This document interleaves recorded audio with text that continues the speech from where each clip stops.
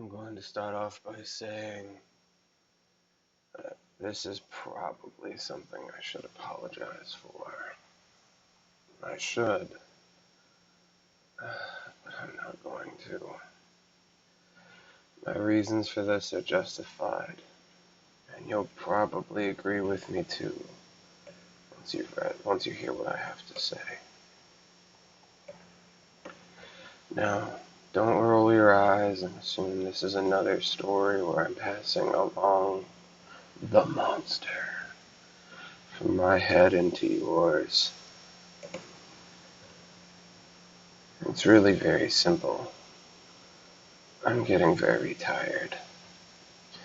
I've been awake for a few days, and I need to go to sleep.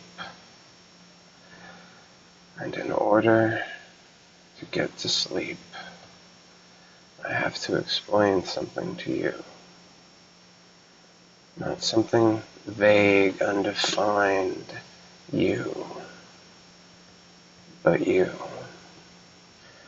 the person reading this story. The very literal and very real you.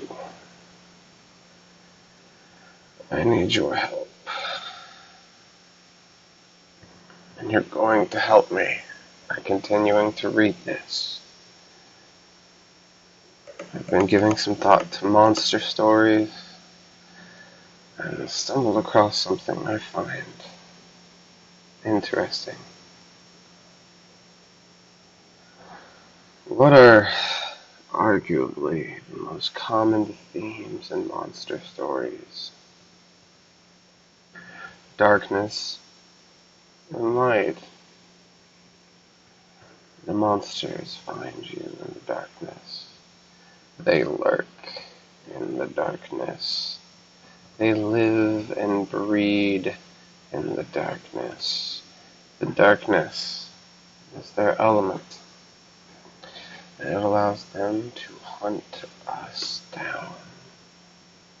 Sure, most of these stories are just jokes, scary stories written for the sake of reading in the dark.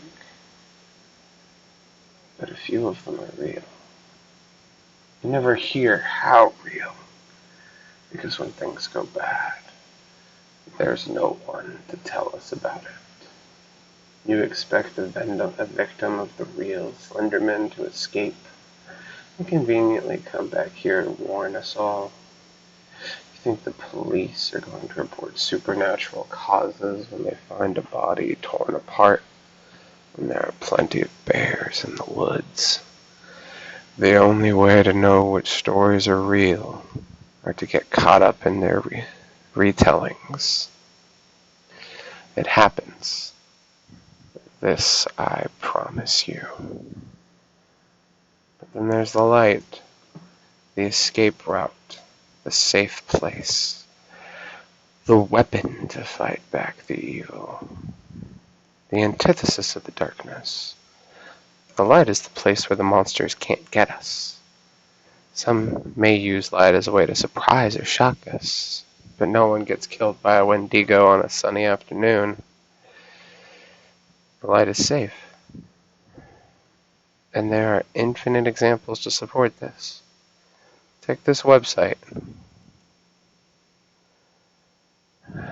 The light letters distract us from the black abyss of the background. Don't dismiss this either. It may be easier to read white text on a black background. But if you're staring at the white letters, you're not looking into the background. And you don't have to read every story on this wiki to start seeing faces where there are none.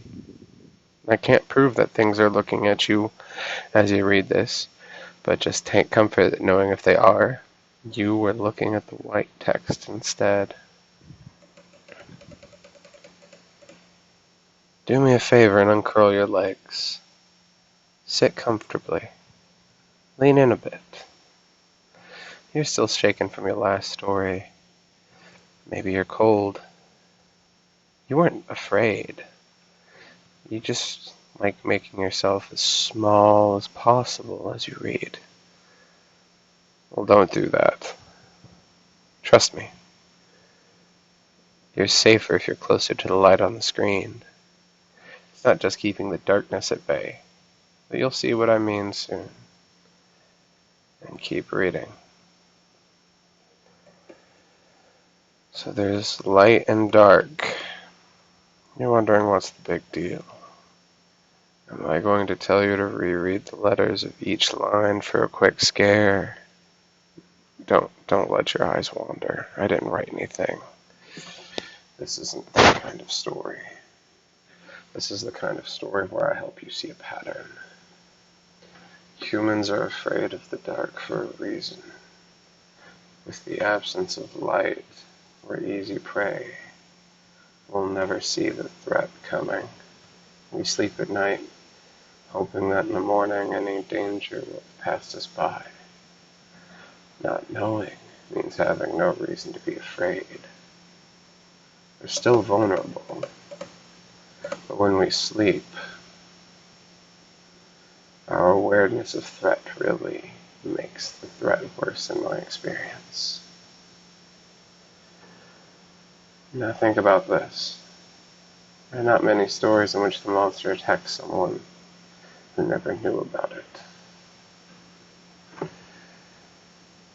There are some, but none of them are true. But the true stories share a few common themes of their own.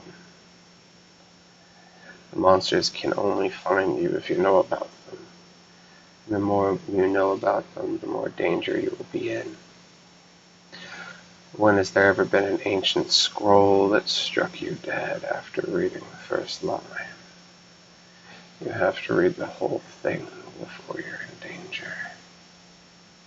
You're only stalked by a ghost after listening to their whispers and figure out what they're saying. If you ignore them, the best they can do is ignore you. The old doll only steals your soul after you've learned about its gruesome origins. There are a million examples. The point is that knowing about the monster allows it to find you. It makes you a target. Now I got to thinking about this. Monsters are all denizens of darkness. But what would it take for a monster to exist in the light? It's not the dark that kills you. It's the fact that you can't see them coming. And it is very possible to be blinded by light. Who's to say there can't be a monster that strikes you down the moment your eyes are blinded with sunspots after use?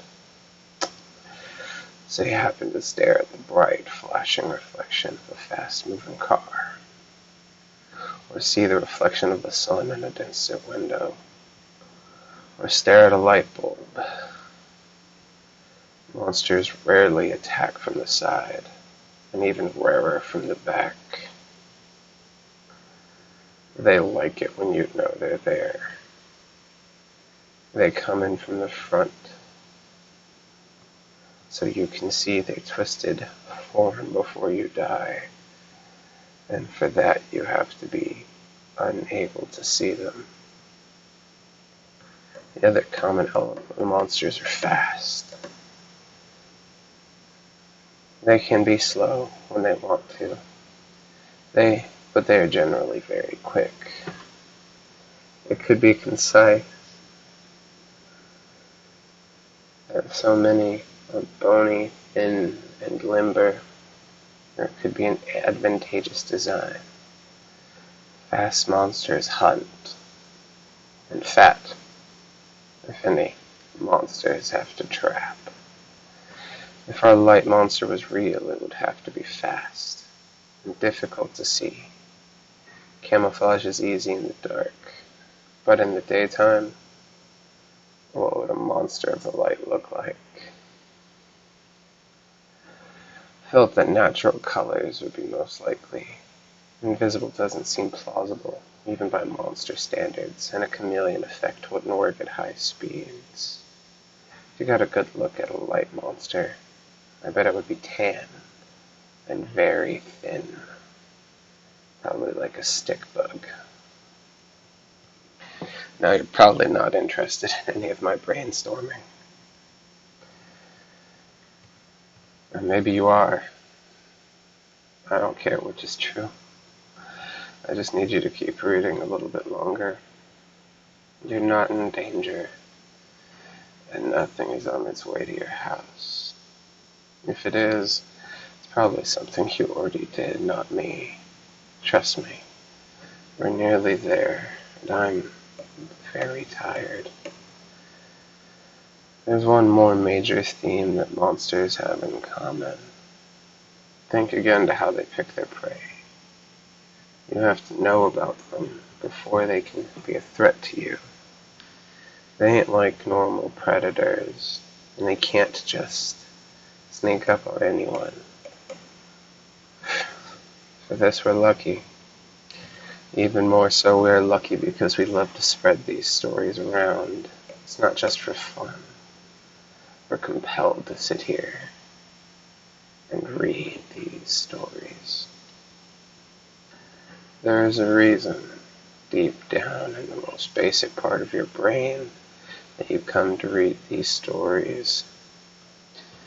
Here we must imagine a moth. One moth against a monster owl. When the owl needs to pick its food, it only has one moth to choose from. If the moth doesn't want to die, it has to find other moths to distract the owl. So the moth informs another moth of a monster owl. And in this way, the chances of death have gone from 100% to 50%. The first moth is no longer the only target, and the second moth won't be the only target if and when he discovers how the first moth died. If the word spreads enough, then all the moths will only have a very small chance of being singled out of the crowd to become a meal. Safety in numbers. That's why you come here and read these stories. Because by aiding yourself, it's a lottery. You make it just a little safer for everyone else. You've always been big on working together as a species, which is why I'm glad you're still reading. You may be getting an idea of where I'm going with this. By now you've actually helped me a lot, but I need to explain just a little bit more before I can rest. I've been awake for the past few days because I don't think it's safe for me to fall asleep at any time of day. At night I feel uneasy. Total darkness hides something lying in wait for me, and every one of my instincts tells me that it isn't safe. I sit before the light of my computer screen. I think I run these little intellectual exercises to stay awake, and in the process I stumbled across an idea with more truth than I knew. For the past few days, I've been noticing some strange things. Fast blurs of motion in the side of my vision.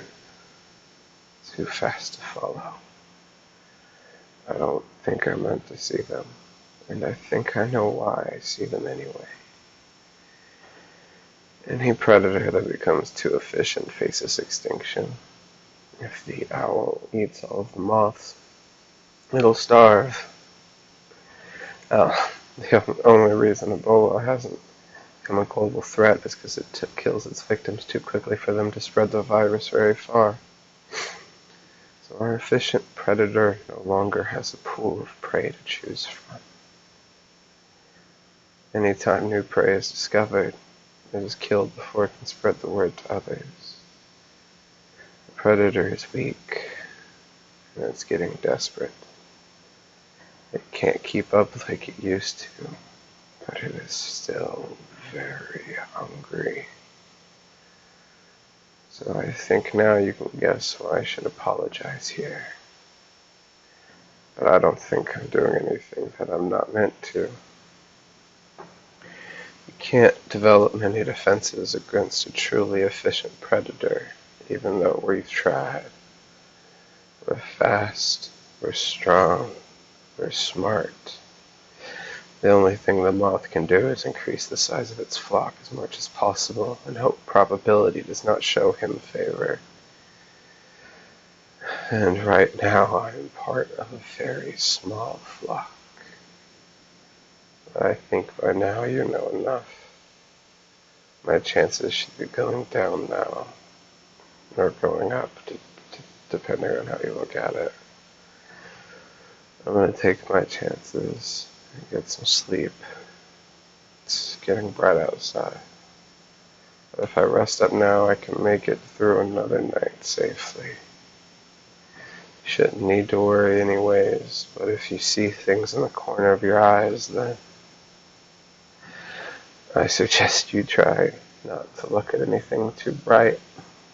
You don't want to be blinded by sunspots before you can spread the word and make the group just a little bigger.